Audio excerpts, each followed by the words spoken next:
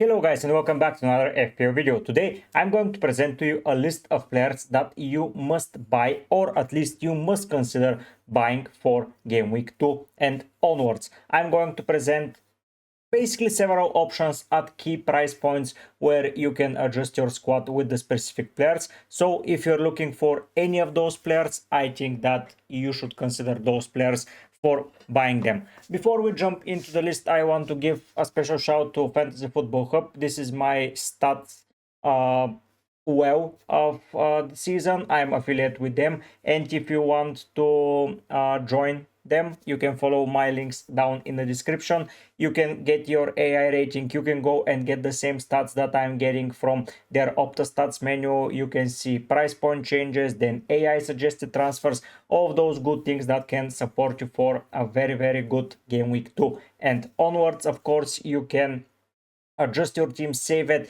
and still there is a 50% off until the end of the September. So if you don't want to miss it, now is the time to go in and just tune in and become an affiliate using my links. If you cannot afford it or you want to support me in any other way, you can subscribe to the channel. It's completely for free. I'm pushing for 5k subscribers. Let's reach 4k first. We're 50 people away, so I think that we will be pretty close to reaching it, but let's not get ahead of ourselves and let's focus on game week 2. Basically, that's transfer targets, and I'm going to give not only stats, but why I think this player should be a good consideration for your site. So firstly, we are starting with Matty Cash. He's 4.5 and only 2.9% owned, so he is a very big differential when you consider him. The fixtures that he has in front of him are Brentford away, Crystal Palace at home, Everton away, Sunderland away, and Fulham at home. Those are 4 out of 5 fixtures where I should consider him as a clean sheet potential. He's a 4.5 defender, and I really like him as an option. He had a very good game week 1. He was I think the first defender from the game that reached the DEFCON contributions part, and I think that this can work out for you. Why I'm recommending Matty Cash? Because Konsa got sent off, and now he is the best option after Konsa to go and get them. Brentford away, I think it's going to be an easy game. Brentford are going to struggle. Everton away, I think Everton are still a team. I haven't watched them in game week 1, but I would suspect that they are still a team with not a lot of potential to scoring goals, etc. So I think he's a good clean sheet potential there. Sunderland away, even though they defeated what was their name, West Ham, I think that still Aston Villa have a very good chance of a clean sheet there. And Fulham at home, another fixture where I would say that it's very favorable for them. Now, if Konsa returns, we don't know the extent of the suspensions of Konsa, but even if he does return, I think that Matty Cash is nailed for that right box spot. He has an eye for a goal, he has a good potential for chances creation, and he has a lot of things going for him. Now, Emi Martinez is going to return. Not that the goalkeeper currently did poorly, but still I think that a lot can be improved, and someone like Matty Cash will be, of course, responsible for their success in the league. He is not that big of a goal threat compared to some other defenders at that 4.5 bracket, but I think that you get clean sheet, you get potential for defensive contributions, and you get a solid 90-minute defender that you can rely on. So I think that Matty Cash, especially under 3% owned, is going to skyrocket your rank if you rely on him. Even with 10 men, they managed to hold up to the 0-0 draw, so I think that Villa will be a very good force this year. And Matty Cash, once again, is a very niche option, but I think it's a good option for your team from game week 2 onwards. Next up, we are going with Marc Cucurella at 6 million in the defensive department. Several people started with Kerkez or Frimpong, and they would be looking to offload, and I think that offloading to Cucurella will be probably the best decision. I know that there is 8 Nuri, and 8 Nuri has a great potential to get a lot of defensive contributions. I've read an analysis where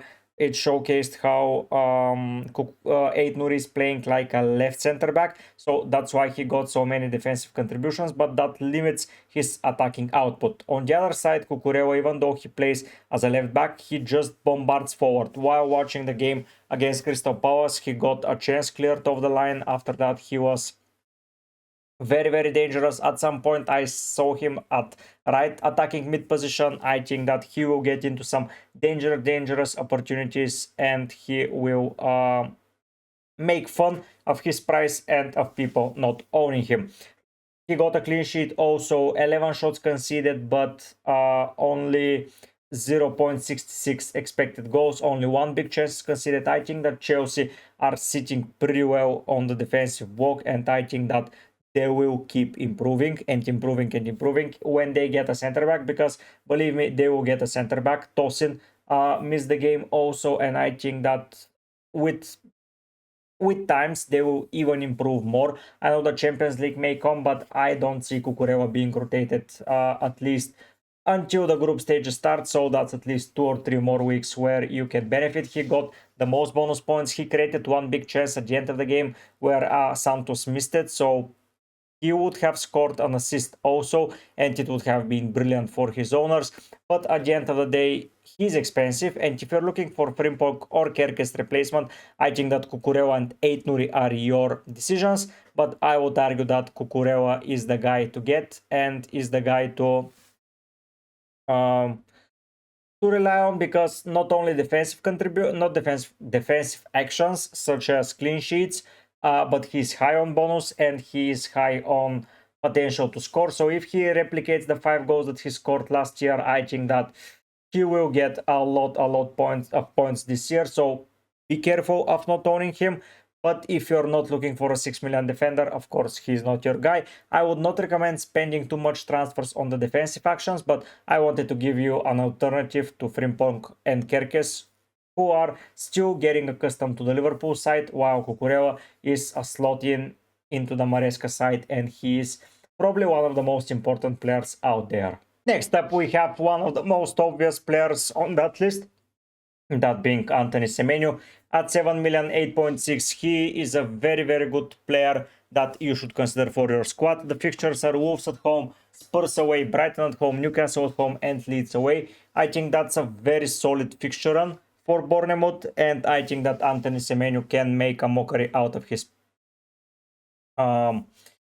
price and his positioning. I think that he can be this year's Mbumo and get some talismanic returns from that Bournemouth side. I think he's getting more and more accustomed into the league. He's not yet on penalties, but I think with time goes, I think he will get them for himself. He scored twice. He had 3 shots, 2 on target, 2 shots in the box, but 1 big chances he missed. He had 3 big chances, and 1 of them he missed him.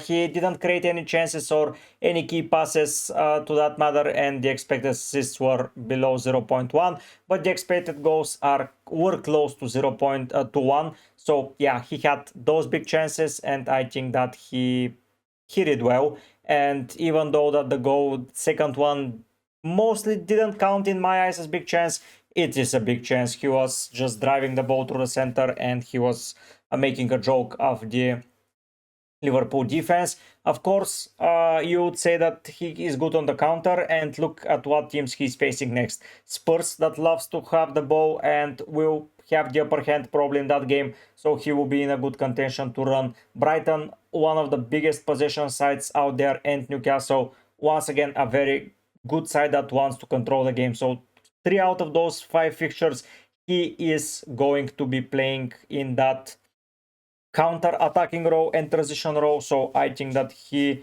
at 7 million is a very good player to drop your Wirtz from. If you're not happy with Wirtz, of course you can replace any other player you have in that midfield that you don't like. If you drop your players elsewhere, you have the budget for Semenyo. I think that Semenyo is just brilliant, and I think that he will be one of the best guys this year. And creating 3 back chances against Liverpool, I think it's an interesting thing, but still I would say Semenyo, hands down. I think you deserve your special praises, and you need to be on that list. almost under 1 goal expected, so that's good numbers. And 2 goal scoring, he's in a good form, and I think he will continue being in a good form for the foreseeable future. I don't see it dropping off anytime soon. This pick will surprise many of you, but I'm still pretty certain that Bruno Fernandes is going to be a great asset. The numbers you're seeing here are not that great, but United created 22 shots, did 22 shots, and he had 5 key passes. He didn't convert them to big chances or big chances created, but at the end of the day, this guy is pretty good. Next 2 games are Fulham and Burnley. Then he has City and Chelsea, which are a little bit questionable, but after that is Brentford. But Bruno, he can take a penalty in every game. They should have received a penalty at the end of the game. It was a penalty. I think that anyone but the referee committee have seen it.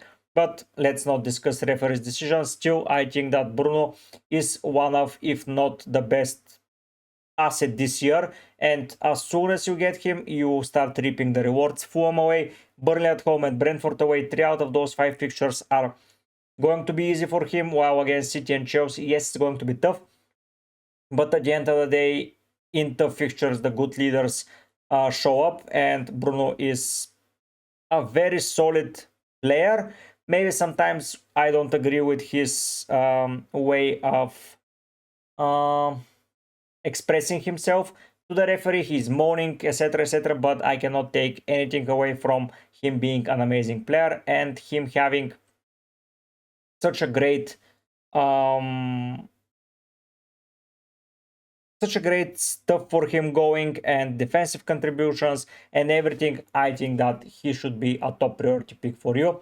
2 shots, they were blocked, so they were not on target, but still, I think with time being, maybe he will be pushed into that left center attacking mid row. Sometimes he will get there, but most probably he will be used in that ball carrier role. And I think that with penalties, with set pieces, and with goal threat, and with defensive contributions, he will start getting the points up and up and up and up, and you'll be pretty happy to own him in your team, and I don't think you'll be making any mistake. My advice would be to wait a bit until the 8th of the week. I think that his price will start dropping, so you can get him even at a cheaper price. Semenyo, I would still wait. I would not rush to do any transfers before Friday's deadline news, because managers tend to update us with some training news. Crystal Palace have a fixture during midweek, so a lot of things can change. But even for Bruno, if you want to get him, I would wait up until the end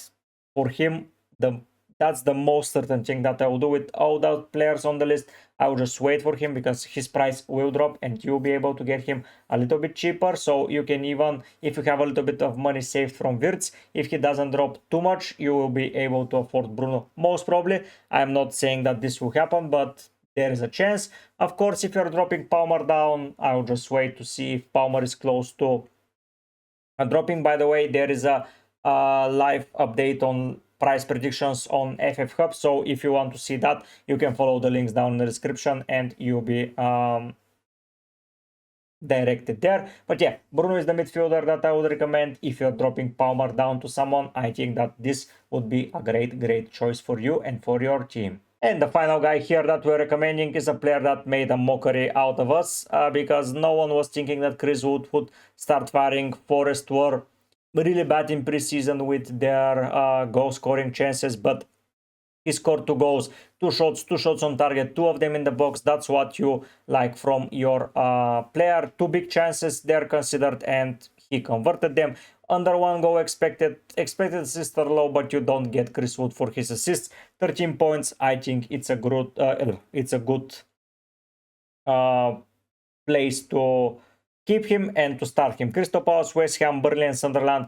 Those 4 fixtures are going to be amazing for goals. Probably not Crystal Palace, but West Ham, Burnley and Sunderland, I think, are going to be great fixtures for you owning some Forest attackers. If you don't believe that they are that good, I think you should still consider getting them, at least one, being either Elliot Anderson, Morgan Gibbs-White, Ndoye or Wood, I think, or Hudson-Odoi, you have a lot of potential there. Yes, the transfer market is still going and they can add more and more players. They bought a striker that's going to be in contention with Chris Wood, but for now I think that he is the starter, and even Igor Jesus is not going to threaten his place, especially if he continues delivering at that speed. 7.5, he is cheap. You can drop your Joao Pedros or someone else and you can get him here. I could have recommended Haaland, I could have recommended Richarlison, but Haaland, first of all, is too expensive, and either you should reconsider restructuring your side or you should activate the chip.